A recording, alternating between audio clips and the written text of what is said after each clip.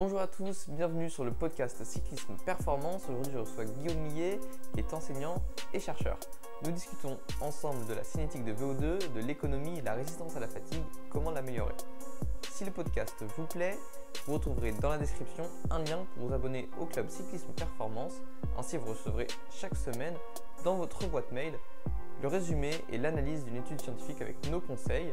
Vous recevrez aussi tous nos derniers contenus, vous serez tenus au courant pour ne plus rien louper, que ce soit nos articles, nos podcasts et nos formations. Bonne écoute.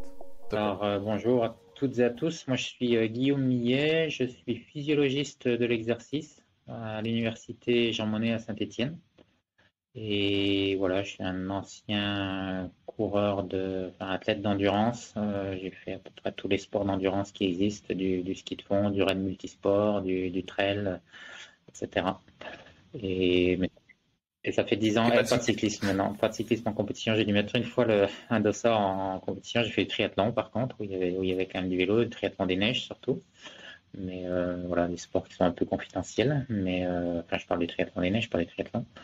Et voilà, donc j'ai quand même fait du vélo dans le cadre. Et puis dans les raids multisports, il y avait beaucoup de VTT aussi. Mais c'était pas mon point fort. Okay. C'est pas mauvais en descente. Et actuellement, alors moi, ça fait 10 ans que j'ai pas mis de dossard, donc je continue à pratiquer pour le plaisir et pour essayer de rester en forme autant que faire se peut.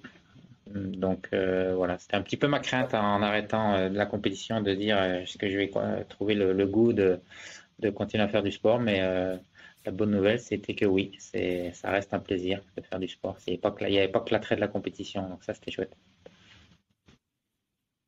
Ok, ouais. Et professionnellement, donc tu es professeur à l'université de Saint-Étienne, si j'ai bien compris.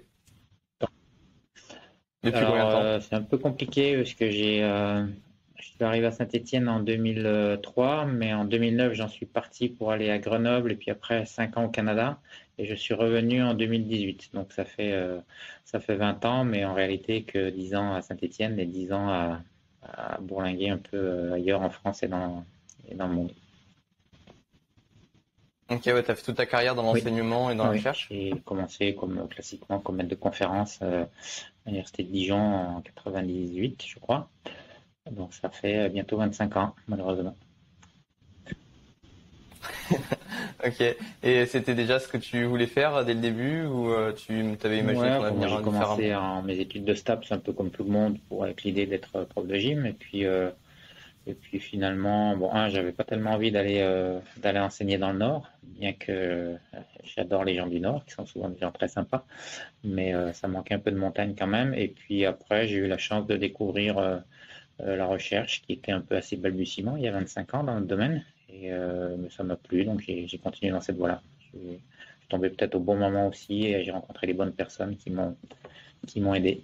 C'est souvent une histoire de collectif quand même, c'est l'histoire de recherche.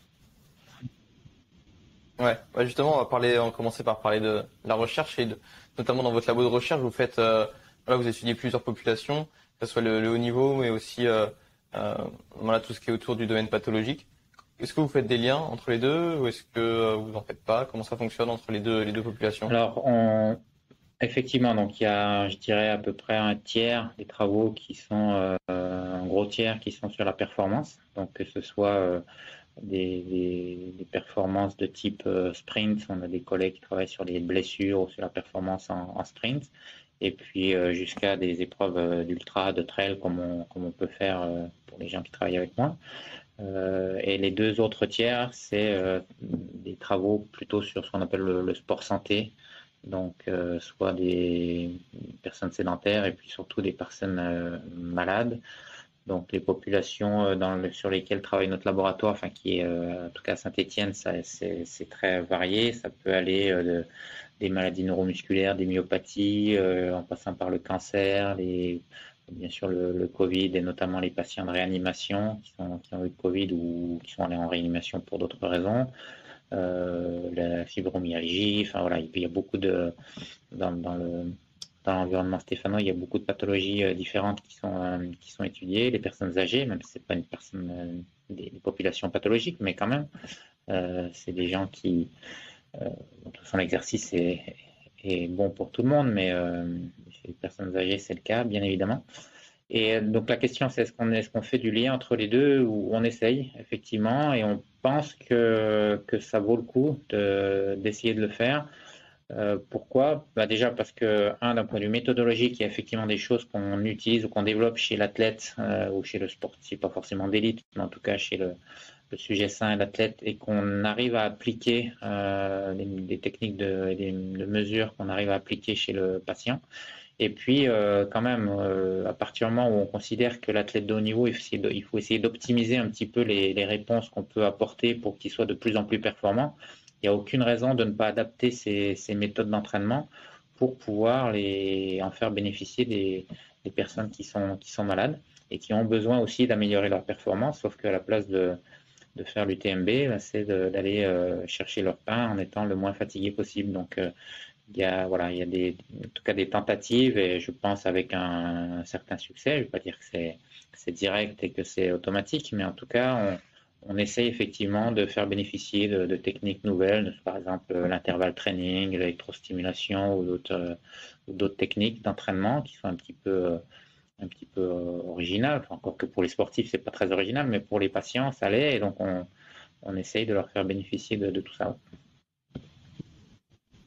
Ouais, moi j'aime bien l'approche de Inigo San Milan, en tout cas de son labo dans lequel il travaille, où lui il fait aussi des liens entre le haut niveau et les pathologies, où il utilise les athlètes de haut niveau pour comprendre vraiment la physiologie, on va dire, optimale, parfaite, vraiment le top du top, pour derrière mieux comprendre les pathologies. Notamment on voit quand il compare les lactatémies entre les athlètes de haut niveau et ceux qui ont certaines pathologies cardio-métaboliques, on voit des différences. Ouais, quand on parle par exemple d'intensité de travail, de domaine d'intensité, etc., il n'y a aucune raison que ça ne soit pas appliqué aux patients. Il faut essayer d'être le plus précis possible dans les recommandations qu'on peut leur apporter. Donc voilà, ça c'est applicable depuis le haut niveau jusqu'au patient ou les méthodes de travail en altitude, enfin en hypoxie, etc. Il y a plein de choses. Là, en l'occurrence, c'est pas chez nous, mais il y a plein de choses qui peuvent se faire pour aider les personnes malades, effectivement, qui ont besoin de bouger et de faire de l'exercice, mais pas n'importe comment. Ouais, carrément. Et encore, on va continuer un petit peu sur la recherche et plus spécifiquement les études scientifiques. Toi, j'ai pas compté le nombre d'études dans lesquelles tu as été parmi les auteurs, mais il y en a beaucoup. Est-ce que tu aurais des conseils pour avoir la méthode peut-être pour la lecture critique d'articles scientifiques? Qu'est-ce qu'on doit regarder et qu'est-ce qui est intéressant de regarder quand on lit une étude? Alors ça, c'est une question qui est un peu compliquée, enfin qui est large. Qu'est-ce que je pourrais répondre à cette question? Donc, qu'est-ce qu'on doit regarder? Déjà, il faut garder un esprit critique. Ça, c'est certain. C'est pas parce que de la même façon que quand on va à l'hôpital passer un test d'effort, qu'on est un sportif par exemple, c'est pas parce qu'on nous donne un chiffre que c'est forcément le bon. De la même façon, quand on lit un résultat dans un article scientifique, il faut pas considérer que c'est parole d'évangile et qu'il faut l'appliquer. Il faut avoir un esprit critique. Alors, c'est peut-être plus facile à dire à mon âge, après avoir fait 25 ans, baigné 25 ans dans le domaine, que pour quelqu'un qui est plus jeune et qui aurait moins d'expérience, mais en tout cas, il faut essayer de le faire le mieux possible. Alors, il y a quelques outils quand même qui peuvent nous aider pour ça. Le premier, c'est peut-être quand même de regarder, malgré tout, même si ce n'est pas une assurance tout risque, de regarder un petit peu l'origine des sources. Donc déjà, vérifier qu'effectivement c'est bien un article scientifique, c'est-à-dire qui a été évalué par des pairs, etc., avant d'être publié.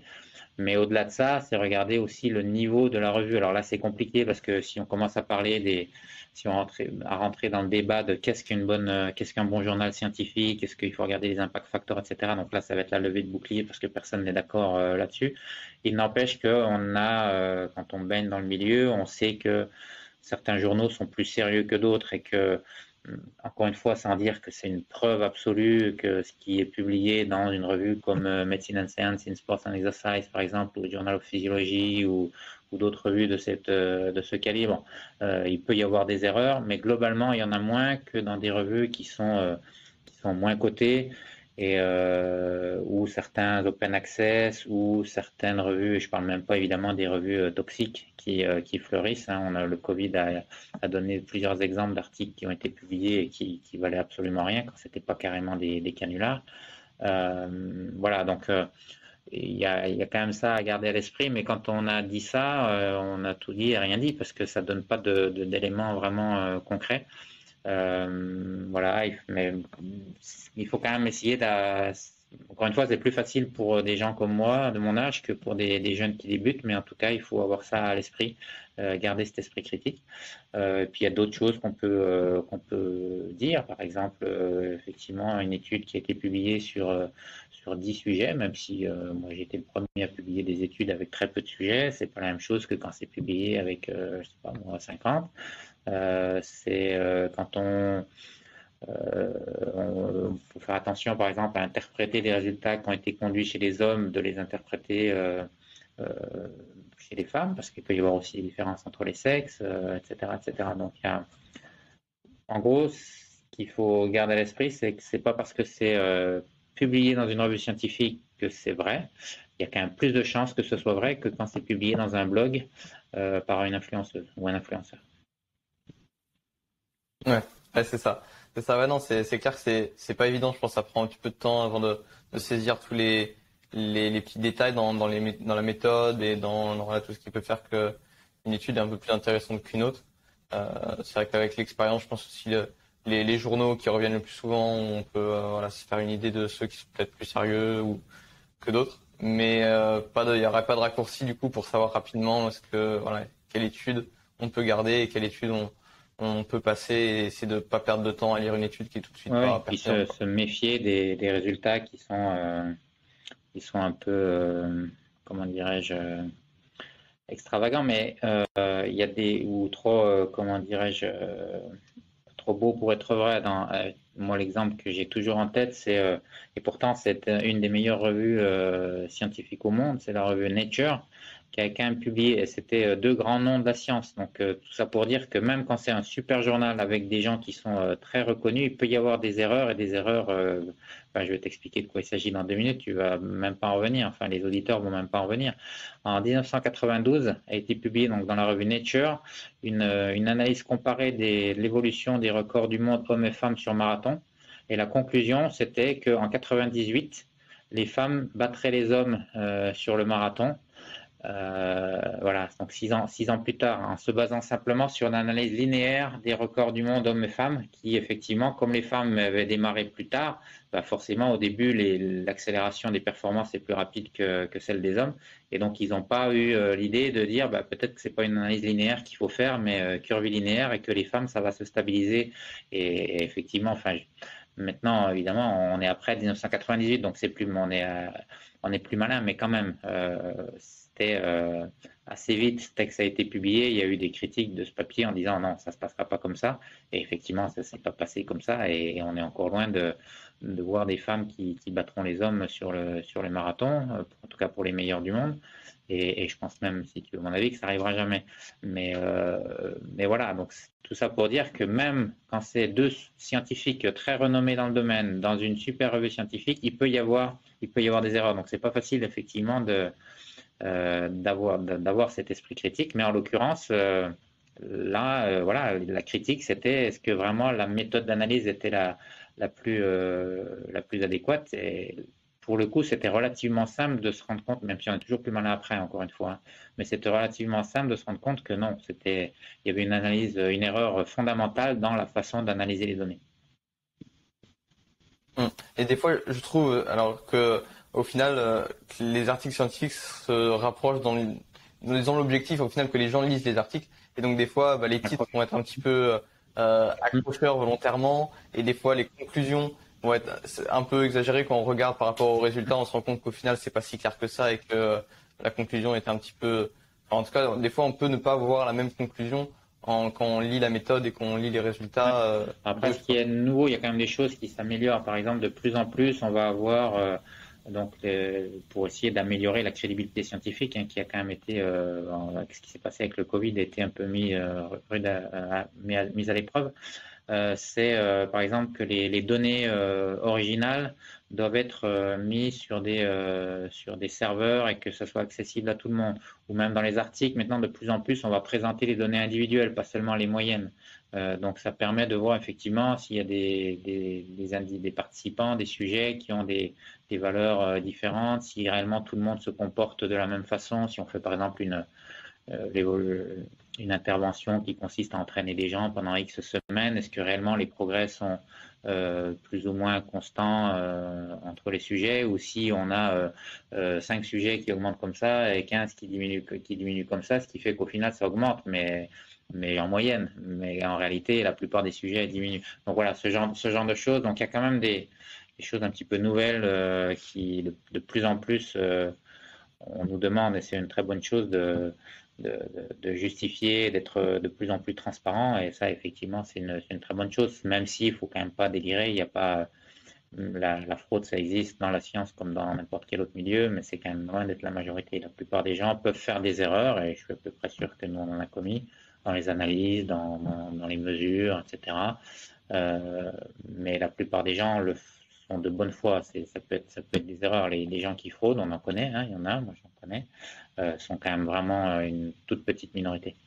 On va parler maintenant d'un sujet que tu connais bien, la fatigue. Moi, j'avais quelques questions là-dessus, notamment maintenant dans les sports d'endurance. Ce qui va être très important, c'est la capacité à reproduire un effort dans le temps, donc un effort de haute intensité, qu'on soit capable d'accumuler une certaine quantité de travail. On va être capable de fournir un effort presque similaire à un état de fraîcheur. C'est un concept maintenant, on voit quelques papiers qui fleurissent sur le sujet, popularisé par Steven Seiler notamment sur le concept de durability. Ouais. Je sais pas si ça te parle. En tout cas, en France, on pourrait parler de peut-être résistance à la fatigue, peut-être un peu plus vulgairement. Et est-ce que tu t'es déjà intéressé à ce concept? Qu'est-ce que tu en penses? Comment tu penses qu'on peut évaluer cette qualité et puis la travailler éventuellement? Résistance à la fatigue ou durability en anglais. Ouais, alors durability, c'est alors effectivement, j'ai vu passer ces choses-là, même si c'est quelque chose qui reste encore, je t'avouerai, assez flou pour moi. Donc, si j'ai bien compris, c'est pour sortir c'est un peu différent d'être résistant à la fatigabilité. C'est effectivement, comme tu as dit, être capable de reproduire des efforts peuvent en fonction des sports différents, par exemple des sprints quand on parle de sport collectif ou même de vélo, ce qui est un peu différent de la simple résistance à la fatigue. Mais globalement, je pense que c'est les mêmes ressorts qui sont en jeu. Si on veut répéter des efforts, il faut quand même malgré tout, et donc durer dans le temps, il faut quand même être capable de se fatiguer le moins possible, et peut-être la différence, ça va être également capable de récupérer le plus vite possible. Mais en réalité, ce sont deux notions qui sont très proches, c'est-à-dire que les gens qui sont très résistants à la fatigue sont des gens qui ont des potentiels aérobies qui sont élevés, et donc qui en général, là, il y a pas mal de données qui montrent des liens entre la vitesse de récupération et la VO2 max, par exemple, dans pas mal d'efforts différents. Donc finalement, même si c'est un concept effectivement un peu différent, mais peut-être que je connais pas suffisamment ces papiers. J'ai vu passer les choses effectivement. Je t'avoue que je suis pas allé au fond des choses, mais est-ce que finalement c'est pas dire que c'est jouer sur les mots, mais je pense que les qualités physiologiques qui sont derrière ces deux concepts de durability et de résistance à la fatigue ou la fatigabilité sont des choses qui sont pour moi assez proches. Je vois pas comment il peut en être autrement, mais peut-être que je me trompe.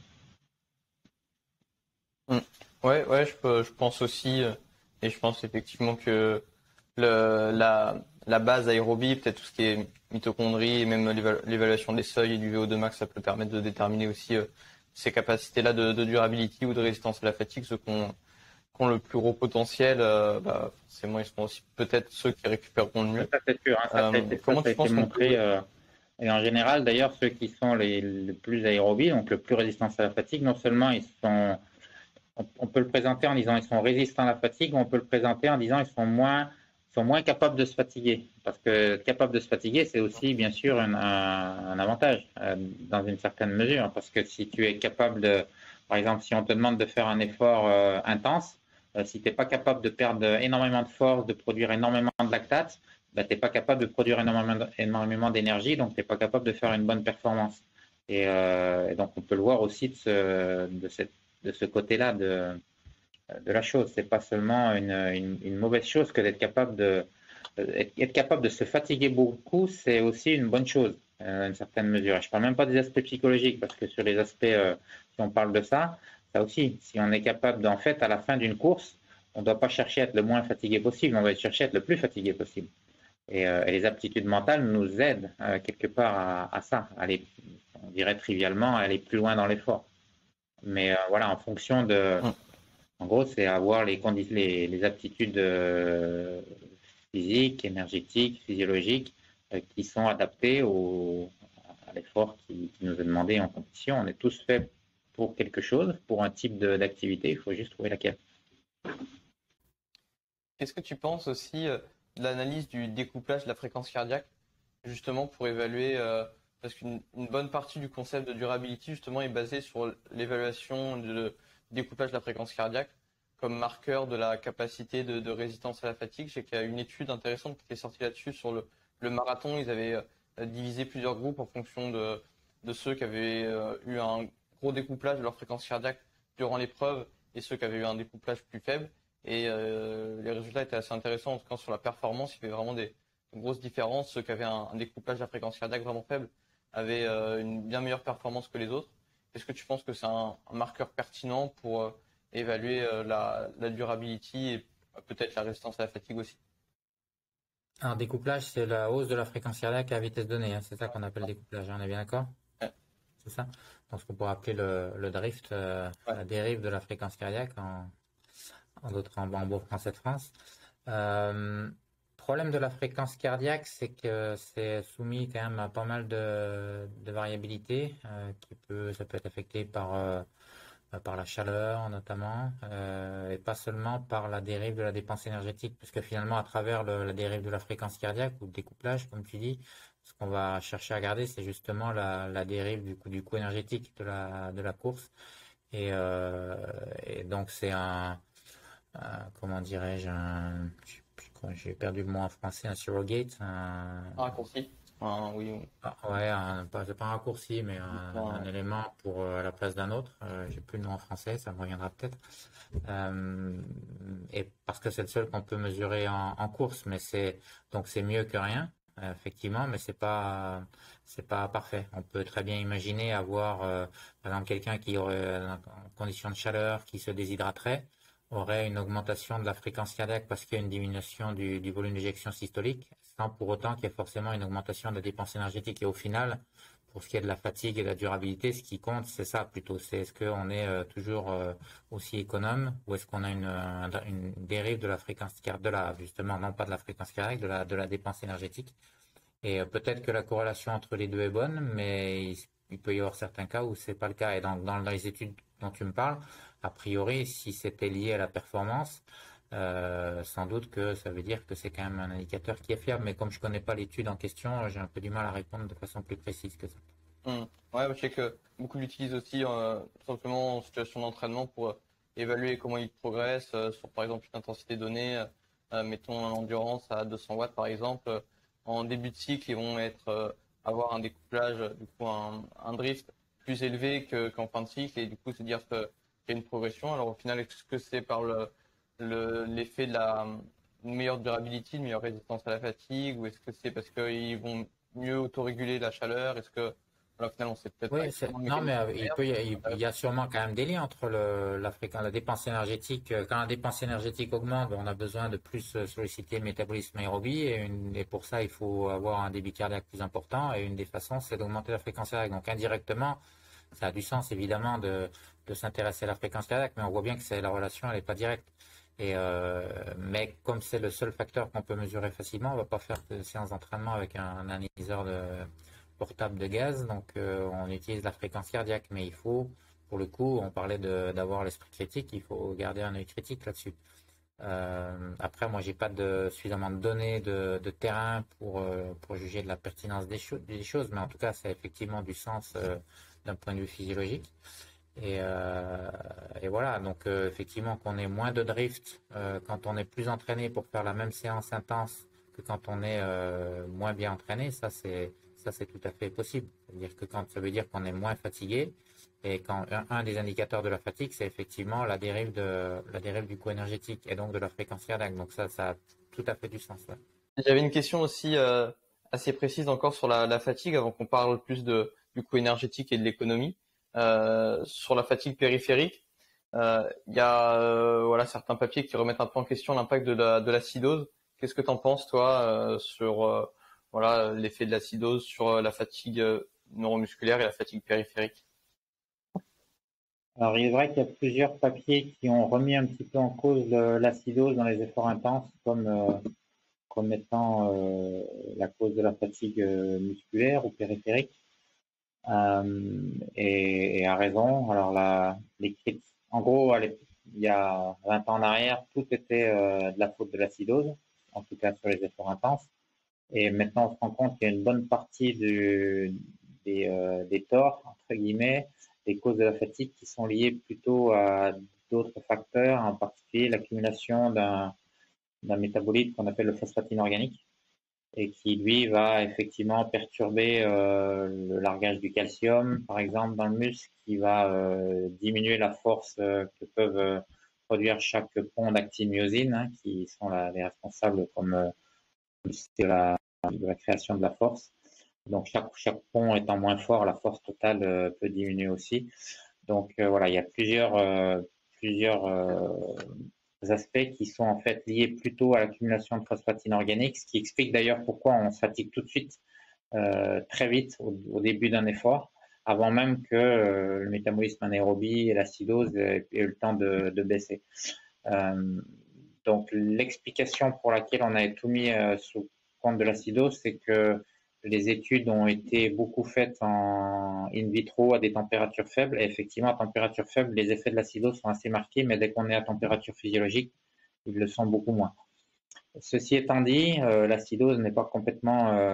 alors là, je ne parle même pas de l'acide lactique, parce que le lactate, même s'il a encore... c'est plus compliqué qu'il n'y paraît, mais globalement, le lactate, c'est quand même plutôt un substrat énergétique. Mais encore une fois, c'est pas si simple que ça. En tout cas, l'acidose en elle-même n'est pas non plus complètement innocente, en particulier sur le fait qu'elle va diminuer le nombre de ponts d'actine-myosine qui peuvent être créés. Donc évidemment, s'il y a moins de ponts d'actine-myosine, il y a moins de force également. Et ça, c'est tout simplement parce que l'acidose, en fait, c'est une accumulation de protons, d'ions H+, et ces ions, ils vont prendre la place que devrait normalement prendre le calcium sur la troponine, troponine C, sans jouer le rôle de lever de l'inhibition de la tropomyosine. Donc en fait, c'est un petit peu technique tout ce que je raconte là, mais en gros, ça veut dire que quand même l'acidose joue un rôle à ce niveau-là, donc il y a moins de ponts, donc moins de force. Et puis il y a un autre rôle de l'acidose qui, à ma connaissance, reste vrai, c'est le rôle que peut avoir l'acidose sur la fonction enzymatique, sur les réactions enzymatiques. Et ça, à ma connaissance, ça reste vrai. Donc bref, l'acidose est quand même pas complètement innocente, mais c'était pas le coupable parfait et unique que l'on décrivait il y a 20 ans. Ouais, super intéressant. Je suis content d'avoir eu ton avis du coup à ce sujet. On va pouvoir passer plus du coup sur l'économie. Comment toi tu décris l'économie, le coût énergétique et l'importance que ça a dans la performance dans les sports d'endurance? Donc, quand on parle de l'économie du geste, du mouvement, il y a plusieurs termes qui sont utilisés. D'une façon générale, on peut parler d'efficacité, de rendement, de coût énergétique, d'économie. D'ailleurs, tu as utilisé les deux termes, de coût en oxygène. Donc, tout ça sont des termes qui sont plus ou moins, enfin, qui ont pour but de parler de la même qualité, mais qui pour autant ont chacun leur spécificité. Donc je ne sais pas si tu veux qu'on rentre dans le détail de chacun de ces termes, mais en gros le rendement c'est un rapport entre la dépense mécanique et la dépense énergétique, donc c'est ce qu'on va utiliser plutôt en vélo. Et puis le coût en oxygène, ou coût énergétique ou coût métabolique, ça va plutôt être utilisé en course à pied notamment, où ça va être la dépense énergétique pour parcourir une distance donnée. Donc en général c'est 1 kilomètre ou 1 mètre. C'est une histoire évidemment de fois 1000.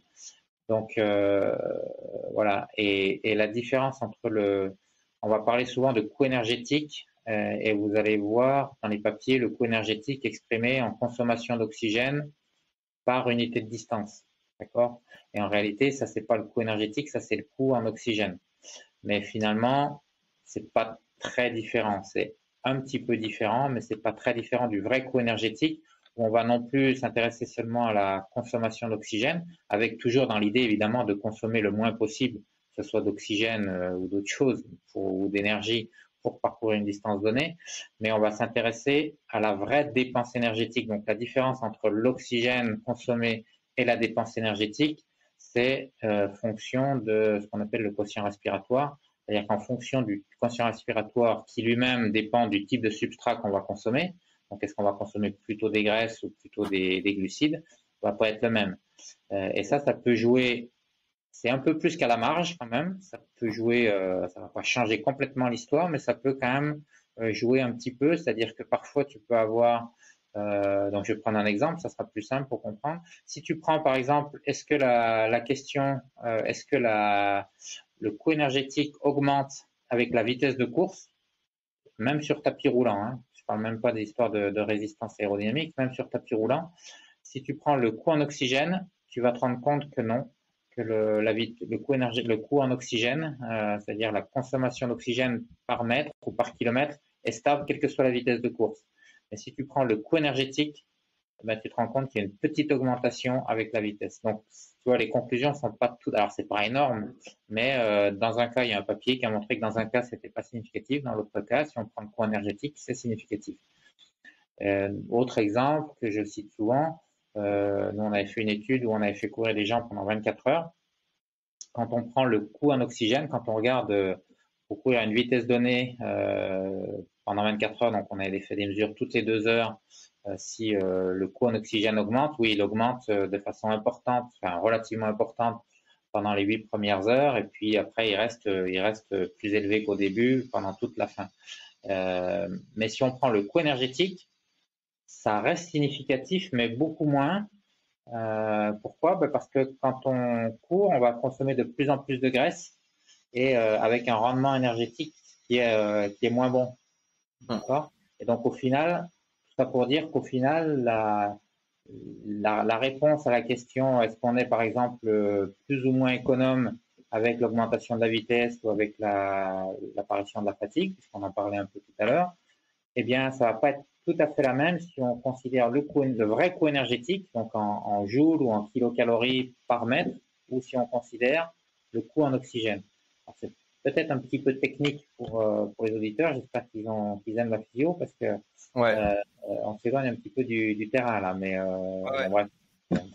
En tout cas, c'est quelque chose aussi, du coup, qui avait été remarqué dans le projet Supernova aussi sur les études sur les diacétogènes notamment. Et justement, le fait qu'on se rend compte que ceux qui vont être en diacétogène et qui vont améliorer en fait leur utilisation des graisses vont perdre au final en coût énergétique, en coût de l'oxygène. Enfin, ils vont dépenser plus d'oxygène pour une même vitesse, justement parce qu'ils vont utiliser plus de graisse et que les graisses sont on la demande d'utiliser plus d'oxygène pour une même quantité d'énergie. Et du coup, voilà, on se rend compte qu'il y a toujours une différence entre les deux. Est-ce que toi aussi tu penses que comment on fait à haute intensité? On sait qu'il y a quelques études qui ont montré ça et on s'en doute aussi que quand on est à la haute intensité, peut-être que le quotient respiratoire est plus forcément très fiable, avec notamment le tamponnage, enfin les effets du bicarbonate qui vont aussi relâcher du CO2. Enfin, en tout cas, le rapport O2-CO2 sera peut-être plus aussi fiable qu'à basse intensité. Après, on est au 2-1 de toute façon, donc effectivement, c'est évidemment dû à autre chose qu'à la simple d'augmentation de la consommation des glucides. Dans tous les cas, on atteint cette valeur de 100% de consommation de glucides avant de commencer à tamponner les protons. Donc, c'est deux choses. Enfin, pour moi, c'est pas un problème. Ok, tu penses que on sous-estime pas l'utilisation des graisses à haute intensité, justement, en utilisant le quotient respiratoire? Non, parce que encore une fois, on arrive à 100% d'utilisation de glucides bien avant de mettre en jeu les mécanismes de tampon avec le bicarbonate. Ok. Là, je sais qu'il y a plusieurs personnes qui sont. J'ai raté des papiers sur le sujet, mais. Ouais, je pense que tout le monde n'est pas forcément d'accord là-dessus, hein. Voilà, moi j'ai pas forcément d'avis. Je sais que c'est vachement individuel aussi. Hein, certains n'atteindront jamais le quotient respiratoire de 1. Voilà, certains ils vont rester toujours en dessous, d'autres ils vont l'atteindre bien plus tôt. Donc je pense que c'est Quand même, tu veux dire sur un test maximal, un ouais, test c'est un progressif, maximal, ouais. pas sûr qu'il y ait énormément de personnes qui restent en dessous de 1 quand même. Ah, il y en a pas beaucoup, non, mais il y en a quelques-uns. Ouais. Je crois que j'ai dû en voir un ou deux Ouais. passer, donc c'est peu, mais je trouve qu'il y a quand même des différences entre les personnes là-dessus. Après voilà, ouais, moi je me posais la question de si les graisses étaient sous-estimées à haute intensité. Certains se posaient aussi la question. Bon, peut-être pas. Euh, Alors, j'ai pas vu de papier là-dessus, mais c'est peut très bien que je les ai ratés, hein, c'est possible. Mm. ok, ouais. Et du coup, donc par rapport, si on revient question initiale sur l'économie, toi, du coup, comment tu testerais, que ce soit en cyclisme ou en course à pied, pour toi le meilleur protocole pour déterminer l'économie et aussi le rendement? Est-ce que tu ferais une différence peut-être aussi entre le protocole pour le rendement et pour l'économie? Euh, En vélo, il y a évidemment une très grande différence. Ça va être si je teste le rendement sur bicyclette ergométrique, je vais avoir le rendement du pédalage, mais quelle que soit ma position, finalement, ça va pas changer grand-chose. Alors que bien sûr, si je mesure finalement, ce qui est le plus pertinent, c'est le coût du déplacement en vélo comme en course à pied. Donc là, je suis obligé de le faire sur le terrain pour que j'ai un vrai déplacement. Et là, évidemment, si je change un tout petit peu ma position, on connaît l'importance des résistances aérodynamiques. Euh, donc ça va changer du tout. Finalement, euh, en vélo, j'ai envie de dire, alors peut-être parce que je connais pas suffisamment les données sur le vélo, mais j'ai l'impression quand même qu'il y a moins de différence de rendement. Soit dit en passant, un rendement qu'on ne peut pas mesurer en course à pied. C'est assez facile de le mesurer en vélo, en tout cas au moins ce qui concerne le rendement externe, c'est-à-dire la puissance, la résistance mécanique. On ne tient pas compte par exemple, de la cadence, etc., ce qui peut aussi changer un petit peu la donne. Bref, tout ça pour dire qu'en vélo, je pense, j'ai un sentiment qu'il y a quand même moins de différence entre les coureurs au niveau du rendement.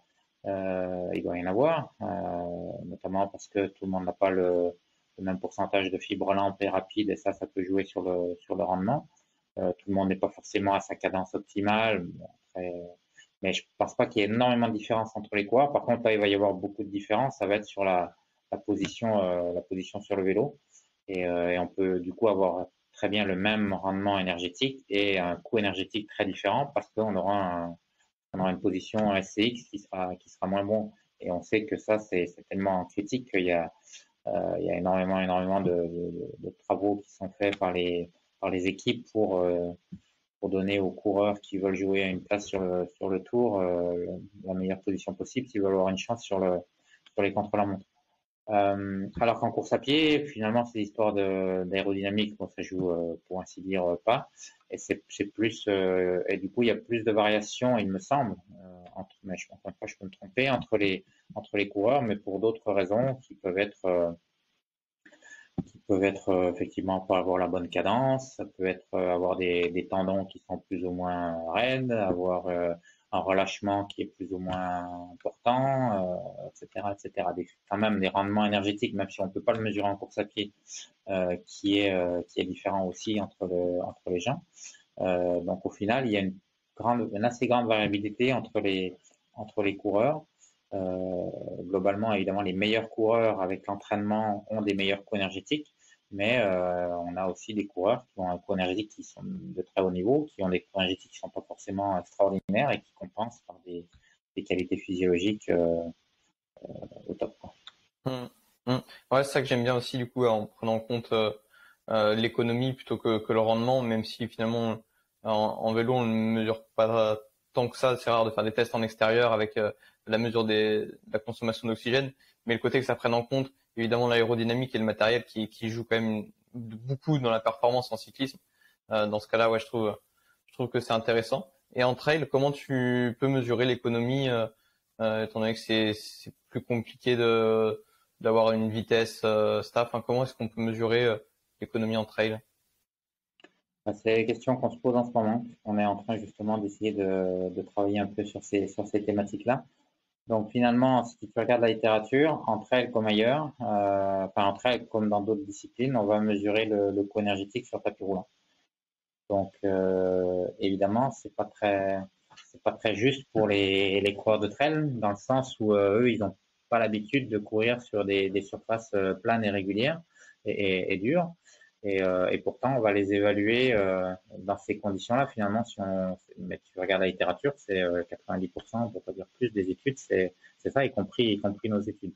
Sauf que ben, on se rend compte que c'est quand même problématique et donc la solution, c'est d'aller tester sur le terrain effectivement les coureurs. Donc en leur demandant, nous la seule solution pour l'instant qu'on a trouvée, c'est leur demander d'avoir à la montre une intensité qui est la plus stable possible, d'avoir des pentes qui sont les plus régulières possibles et d'avoir une dépense énergétique rapportée à une vitesse moyenne qui, on espère, est la plus constante possible. Mais avec voilà, c'est sûr qu'on se heurte à beaucoup de limites parce que les pentes changent sur le terrain, c'est pas facile d'avoir toujours les mêmes pentes. C'est pas facile d'avoir toujours la même difficulté technique non plus sur le sol, etc. Mais on se dit qu'il vaut mieux ça que tester uniquement sur tapis roulant où finalement les trailers peuvent pas s'exprimer au mieux de leur qualité parce que là où ils sont bons, c'est justement d'être, enfin on pense, c'est d'être économique sur les terrains difficiles. Donc on a déjà publié un premier papier qui a avec un peu cet objectif-là d'aller montrer les différences entre tapis roulant et trail. Et puis là, on est en train de faire une étude avec une de mes étudiantes là, qui est en Master 2, Mélanie Métra, et puis mes postdocs, Fred Sabater, Thibaut Besson, etc. On est en train de faire une étude où on essaye justement d'aller comparer route et trail et tapis roulant chez des coureurs de trail et chez des coureurs de route pour aller avec l'hypothèse de dire peut-être que les coureurs de route sont meilleurs sur la route et sur le tapis roulant, mais qu'inversement, enfin meilleurs, plus économiques, et les coureurs de trail, inversement, seront plus économiques lorsqu'ils seront sur leur terrain, parce que les coureurs de marathon seront plus en difficulté lorsqu'il s'agira de poser le pied au bon endroit. Donc, il n'y a pas 50 000 études qui ont essayé de faire ça. Il y a, à ma connaissance, une étude qui a montré que si on prenait des coureurs, des athlètes et des coureurs d'orientation et qu'on mesure leur coût énergétique sur un chemin facile, donc ça s'apparente plus ou moins une route, versus dans des conditions d'orienteur, dans la forêt, etc. Il n'y avait pas d'écart sur le chemin facile. Par contre, les coureurs d'orientation, comme on peut s'y attendre, mais ça a été objectivé, était plus économique dans le terrain difficile. Donc il y a bien quand même cette spécificité de la technique de course. Et quand on voit courir les bons trailers, alors ça se voit surtout en descente d'ailleurs, plus que sur le plat, parce que c'est plus spectaculaire, ça va plus vite, etc. Mais on se rend compte que oui, la technique de course et la technique de course en terrain difficile est quelque chose de fondamental, sauf que c'est hyper compliqué à mesurer. Ouais. J'ai vu aussi qu'il y avait des différences entre trail en côte, à plat et aussi en descente en termes d'économie. On n'était pas forcément, moi, on pouvait être plutôt bon dans un domaine, et, enfin en tout cas voilà, sur un terrain, que ce soit sur le plat en côte, et peut-être un petit peu moins bon en descente. Ouais. Ouais, alors la descente, je pense qu'effectivement c'est un peu spécifique et je suis pas persuadé d'ailleurs que le coût énergétique soit l'élément le plus pertinent à regarder en descente. D'ailleurs, on a un webinaire là-dessus sur la course en descente jeudi, là, si ça t'intéresse, jeudi de 18 à 20 heures.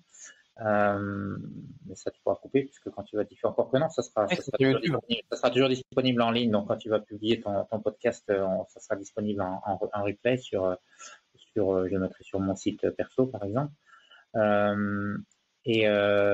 contre, donc la descente, le coût énergétique, finalement, ce qui compte en descente, à mon avis, c'est d'être le plus fluide possible et de savoir s'économiser sur le plan musculaire plus que sur le plan énergétique.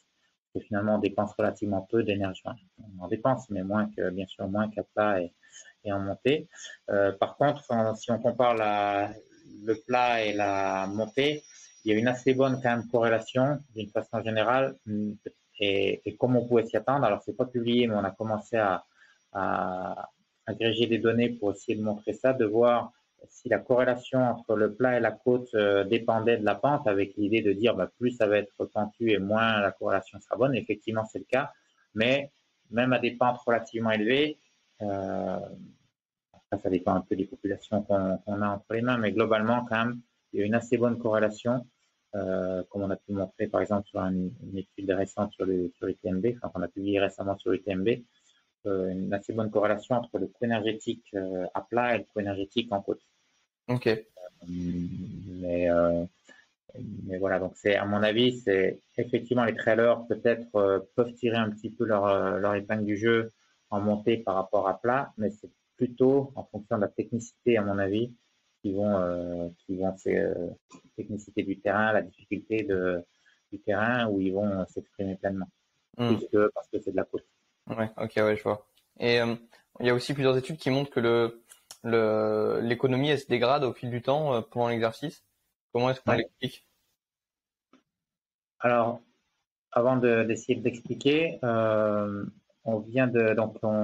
avait publié un premier papier où on montrait que contrairement, enfin, on suggérait plus qu'on montrait que contrairement à ce qu'on pourrait imaginer, il se dégrade moins sur des efforts très longs que sur des efforts classiques d'endurance.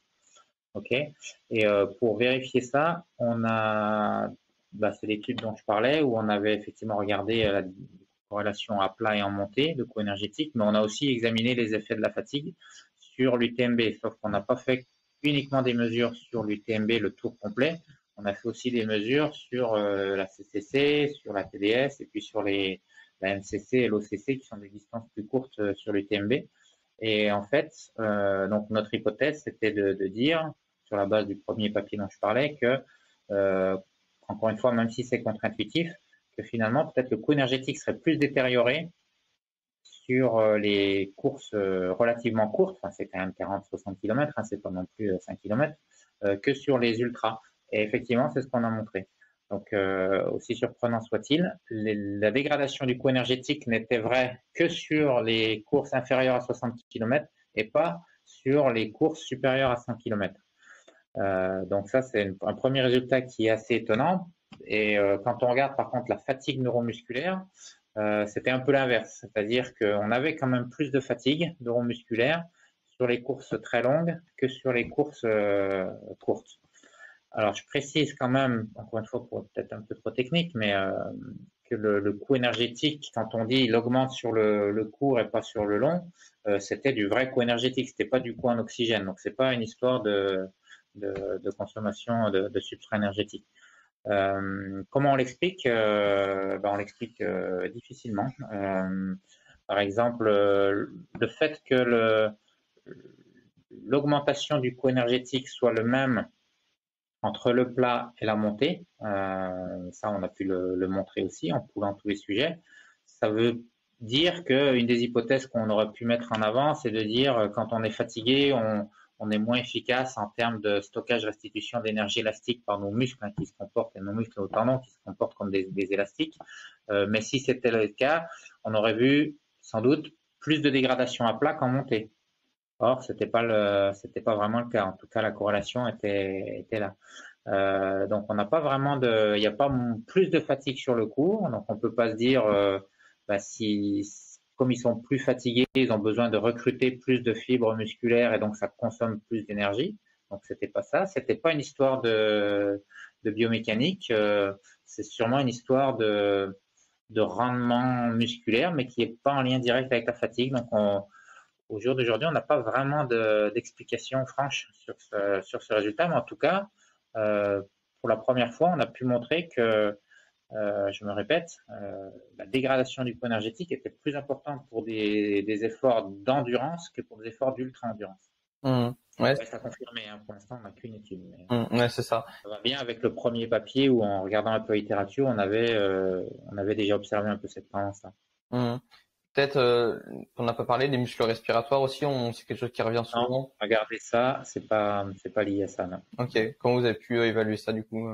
Avec des équations indirectement en regardant la ventilation.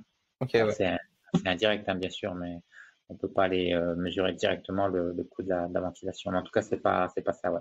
Et pour le coût énergétique, en fait, comment il a été évalué?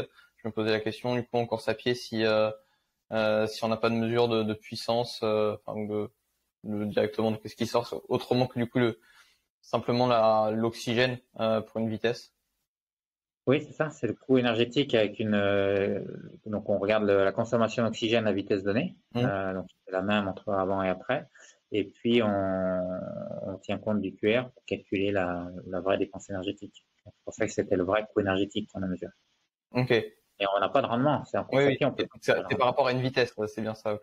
c'est par rapport à le coût, on parle bien du coût énergétique, donc par rapport à une vitesse donnée, c'est-à-dire par rapport à une vitesse donnée, on parle d'ailleurs plus d'économie d'ailleurs, mais on peut évidemment à partir de là calculer le coût énergétique, c'est-à-dire qui s'exprime en joules par mètre parcouru. En général, on divise par le kilo de poids de corps. Ouais, ok. Ouais, je comprends bien. J'aimerais parler rapidement aussi de la cinétique de VO2. Tu sais que tu as travaillé un petit peu dessus aussi sur la composante lente notamment. Est-ce que voilà pour toi, comment tu l'expliques et peut-être rapidement est-ce que tu peux aussi l'expliquer pour ceux qui savent pas ce que c'est. Ouais. Alors la composante lente, c'est donc en fonction des domaines d'intensité d'exercice. Donc on a en gros 3 domaines d'intensité, ou même 4, qui sont alors en français on va dire modéré, élevé et sévère. En anglais c'est moderate, heavy, severe. Donc modéré c'est en dessous du premier seuil ventilatoire. Qu'est-ce que j'ai dit, intense en français, ou heavy en anglais, ça va être entre le premier et le deuxième seuil ventilatoire, et puis sévère, ça va être au-dessus du deuxième seuil ventilatoire jusqu'à VO2 max.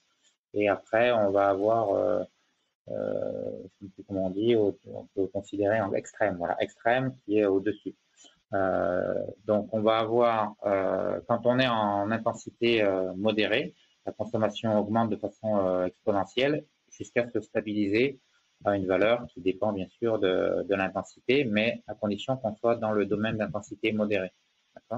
Maintenant, quand on est entre les deux seuils, on va avoir une augmentation de l'oxygène et puis après une petite dérive d'oxygène qui va augmenter au bout de... Donc on a une augmentation comme ça et puis après on aura de nouveau une petite augmentation qui va se stabiliser à une valeur supérieure à celle qu'on aurait pu imaginer à partir d'une relation en VO2 puissance ou VO2 vitesse. Donc, on a ce petit surcoût d'oxygène qu'on appelle la composante lente de VO2. La composante rapide étant l'installation de la VO2. Et puis après, on a cette petite dérive qui est la composante lente de VO2. Et si on est au-dessus du deuxième seuil ventilatoire, donc là, on va avoir une consommation d'oxygène qui va continuer à dériver jusqu'à soit la fatigue, soit atteindre VO2 max. On peut être dans ces deux cas de figure. Donc, comment on va expliquer ça? Il y a encore des débats là-dessus, justement. Alors, déjà, il y a une donnée qu'il faut savoir, c'est que cette composante lente de VO2, elle provient bien en grande partie, à 85-90%, de la consommation des muscles locomoteurs. Donc, c'est pas, parce que tu parlais tout à l'heure des muscles respiratoires, etc. Donc, ça peut pas expliquer ou alors vraiment à la marge la composante lente de VO2. Et après, il y a débat vraiment en ce moment sur les causes de cette composante lente de VO2. Et quand même, je pense que la fatigue joue un rôle important. On en parlait tout à l'heure. C'est-à-dire qu'avec la fatigue, eh bien les fibres deviennent de moins en moins, sont moins capables de produire de la force, et donc on est quand même obligé de recruter un petit peu plus d'unités motrices, de fibres musculaires pour assurer la vitesse ou la puissance requise. Et donc on va avoir, quand on est entre les deux seuils, on va se stabiliser à une dépense énergétique un peu plus importante. On arrive quand même à stabiliser son métabolisme. Et si on est au-dessus du deuxième seuil, où là on va continuer à accumuler de la fatigue, eh bien on va de nouveau, si on accumule de la fatigue musculaire, eh bien on va avoir besoin de plus en plus d'oxygène, on va besoin de recruter de plus en plus de fibres musculaires pour assurer le travail qui est demandé. Et donc la consommation d'oxygène va continuer à augmenter jusqu'au moment où on atteint soit son max, ou en général on est proche de la fin là, quand on est. Hmm. Ouais, ouais, c'est ça. C'est pas encore bien clair au final, comme pas mal de choses. Ouais, c'est pas bien clair. Il y a des hypothèses qui disent que, par exemple, en fait, c'est pas vraiment qu'on devient de moins en moins économique, c'est que la partie qui était assurée par le métabolisme anaérobie est remplacée par du métabolisme aérobie, donc on consomme plus d'oxygène, mais finalement, on reste à la même dépense énergétique totale. Donc il y a un petit peu des débats quand même entre tout ça. Est-ce qu'on est moins efficace d'un point de vue mécanique? Est-ce que ça peut expliquer une partie? Nous, on avait publié quelques papiers il y a longtemps en suggérant ça. Bon, finalement, on n'est pas trop sûr de ça. Est-ce que la température musculaire peut jouer un rôle ou pas? Plutôt non. Donc, il y a plusieurs hypothèses, effectivement, mais quand même celle de la fatigue musculaire, je pense, est celle qui est la plus importante. Et puis, ce qui est au-delà de la composante lente de VO2, il y a quand même quelque chose qui est important, même si c'est pas ta question, puisqu'on parle de cinétique de VO2, c'est quand même la composante rapide. Cette composante rapide, alors ça dépend des sports évidemment. Si on fait de l'ultra, on s'en fiche, ou même du marathon. Mais si on fait des sports plus intermittents ou des sports plus courts, finalement, ça c'est important, c'est-à-dire la capacité quand on change d'intensité, donc d'un coup, quand on augmente, par exemple en vélo, on va faire un sprint pour aller prendre une roue, par exemple, quelqu'un qui démarre, on va être évidemment besoin de produire beaucoup plus d'énergie rapidement. Et cette énergie, la consommation d'oxygène, comme tout le monde le sait, elle ne va pas augmenter de façon verticale, elle va augmenter de façon exponentielle comme ça, mais plus ou moins rapidement justement, en fonction. Et là encore, les causes de qu'est-ce qui limite cette cinétique rapide de VO2, elles sont débattues dans la littérature. Est-ce que c'est plus musculaire? Est-ce que c'est plus au niveau de la capacité du cœur à accélérer ses battements et accélérer sa contractilité? Ça, c'est encore aussi un petit peu débattu. Mais toujours est-il qu'il y a des différences entre les coureurs, entre les sportifs, sur cette capacité à augmenter rapidement ou pas sa consommation d'oxygène. Et pourquoi c'est important? Eh bien parce que je crois que c'est assez facile à comprendre, mais nous, on a pu l'objectiver dans un papier. Si on augmente rapidement sa consommation d'oxygène, eh bien c'est toujours ça en moins qui va dépendre du métabolisme anaérobie, et en particulier la production de lactate et donc d'acidose associée, et puis le phosphate inorganique dont je parlais avant. Et donc, du coup, si on accumule moins, parce qu'on augmente plus vite sa consommation d'oxygène, on accumule moins de phosphate inorganique, il y a quand même bien des chances que ça se retranscrive en une fatigue musculaire plus faible. Et on a pu le montrer en 2017 dans un papier qui est sûrement critiquable comme tout, mais en tout cas, on avait montré un lien direct entre la rapidité la moindre inertie de la consommation d'oxygène et la fatigue musculaire au bout d'un effort de 6 minutes. Donc, voilà pour la petite histoire. Donc là, on parlait bien de composantes rapides et tout à l'heure de composantes lentes, hein, évidemment, on ne va pas confondre. Ouais, c'est super intéressant que tu parles de la composante rapide. Moi, je me suis aussi beaucoup intéressé. Je trouve ça assez intéressant. Et bah peut-être tu l'as pas mentionné, mais aussi le déficit en oxygène, je trouve qu'il est relativement. C'est ça, hein, je l'ai pas dit, mais c'est la même chose. Hein. D'un déficit en oxygène et qu'on crée entre guillemets une dette qu'on devra aussi rembourser plus tard. Moi, je trouve que c'est peut-être un petit peu trop imagé, mais en tout cas, je trouve que ça parle assez bien et ça, je pense, représente plutôt bien le mécanisme. Et justement, ouais, je m'y suis pas mal intéressé. Après, moi, ce que j'ai vu, c'est qu'au final, à partir d'une certaine VO2 max, on n'arrivait plus à augmenter justement cette composante rapide. De mémoire, c'était autour de 60 millilitres par kilo par minute d'oxygène. Genre en VO2 max, il n'y avait pas de corrélation entre l'augmentation du VO2 max et la réduction de cette composante rapide. Et du coup, je me suis dit qu'au final, peut-être à partir d'un certain niveau, on ne pouvait plus améliorer ce facteur. Alors peut-être que ça peut compter justement. Oui, non, c'est vrai que c'est quelque chose sur lequel on progresse assez vite quand on s'entraîne, et tu as raison. Mais par exemple, si je reprends le papier de Jones, le fameux papier de Andy Jones sur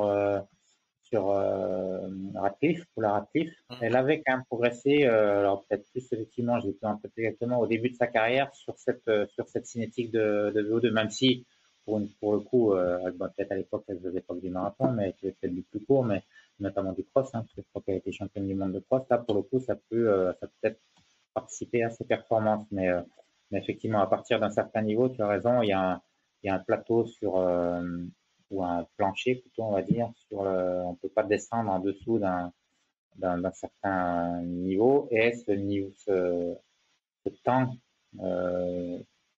qui est nécessaire à atteindre notre consommation d'oxygène.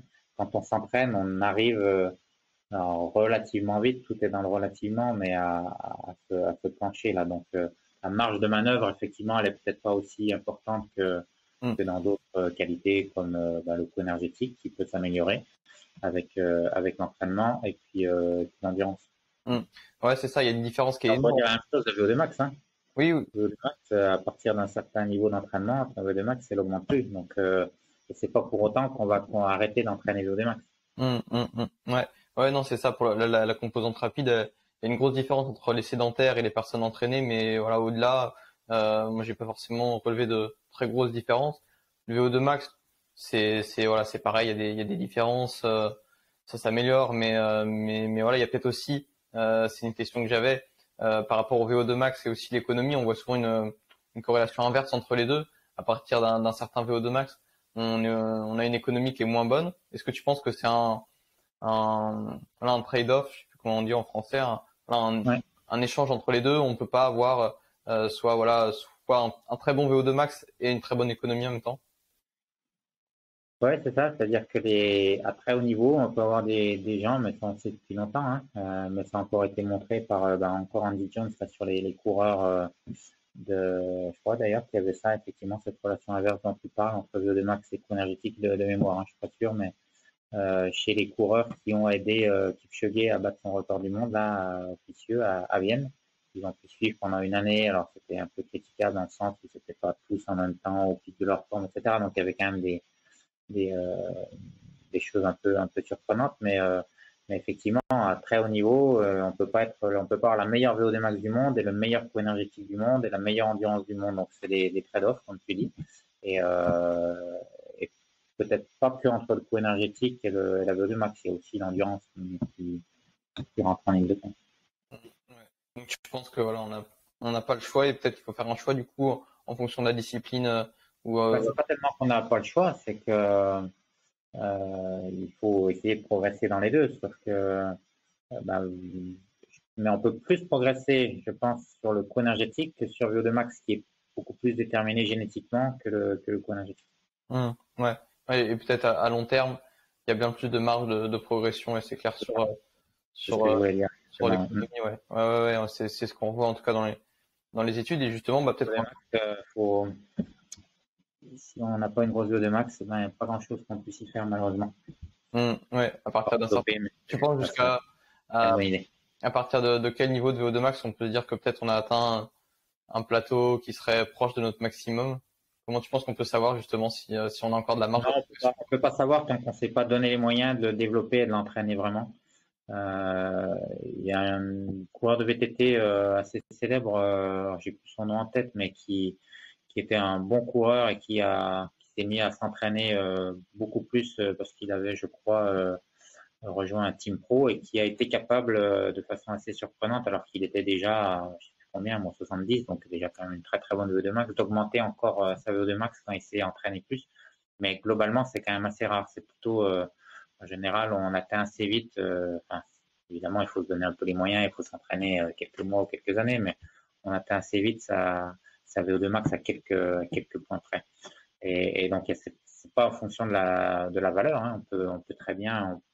Il y a des gens qui vont commencer à s'entraîner, qui vont avoir tout de suite des grosses VO2 max, et puis en s'entraînant, ils vont pas progresser beaucoup.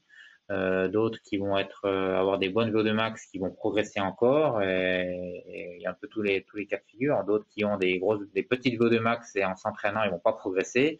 Et enfin, des petites VO2 max et ils vont progresser beaucoup. Donc il y a vraiment tous les cas de figure. Tout le monde progresse. Ça, on le sait maintenant. Il n'y a pas de non-répondeur à la VO2 max. Quand on s'entraîne, si on s'entraîne suffisamment, on progresse. Mais on progresse évidemment pas tous de la même façon. Ouais.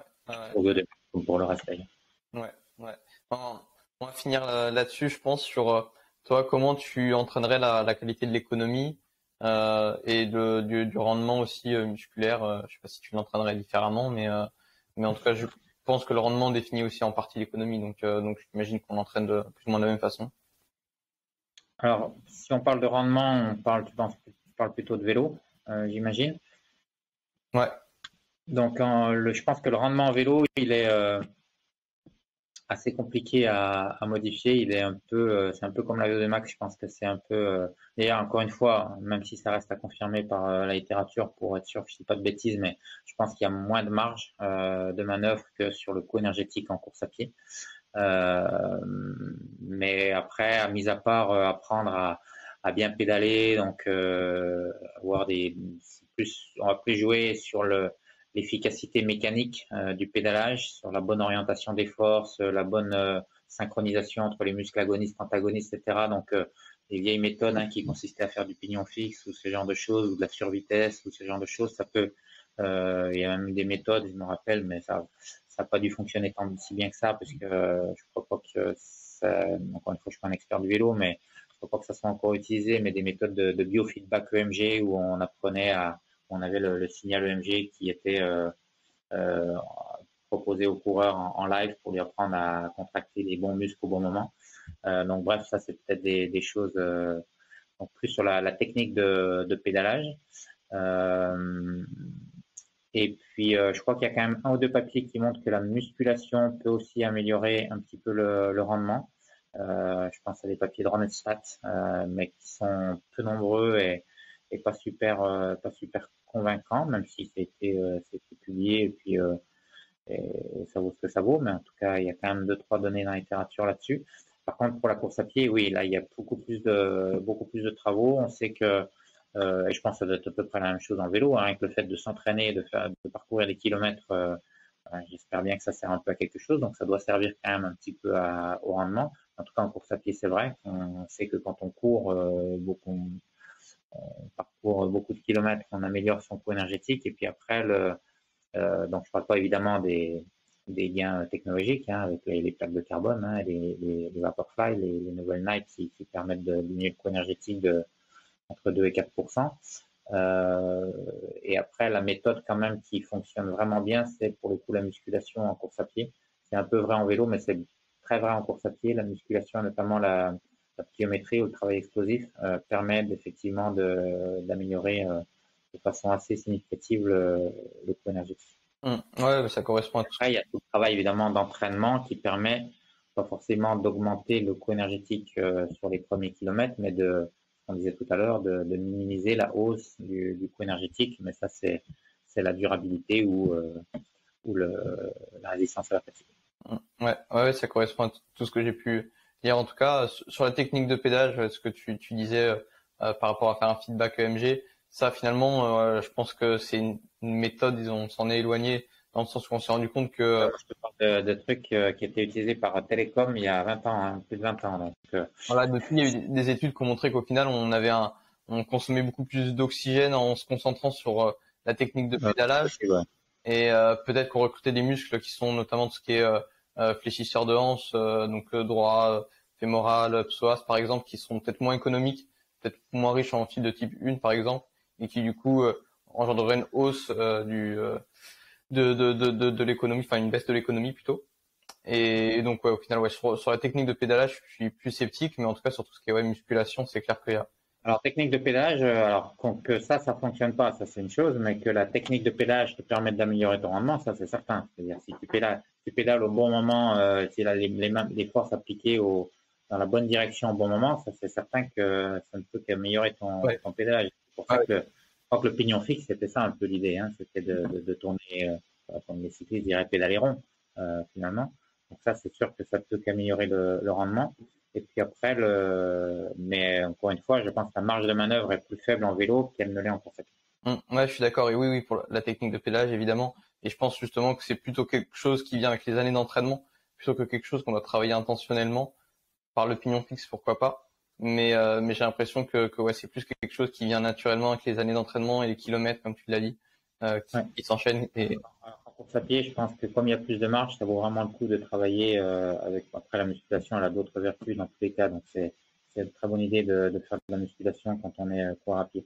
Je vais devoir te laisser parce que j'ai une autre réunion qui démarre. C'était un plaisir de parler dans ton podcast et puis bonne continuation à toi. Merci à vous d'avoir écouté le podcast jusqu'au bout. Merci encore à Guillaume pour tout ce qu'il vient de nous partager. Vous retrouverez dans la description les liens pour aller sur ses réseaux sociaux et voir son site internet.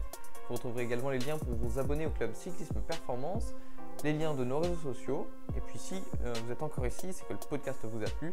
Et dans ce cas-là, je peux vous recommander de déposer une note et un commentaire, notamment si vous êtes sur Apple Podcast. C'est ce qui nous aidera à faire connaître le podcast. N'hésitez pas aussi à en parler autour de vous. Merci et à bientôt.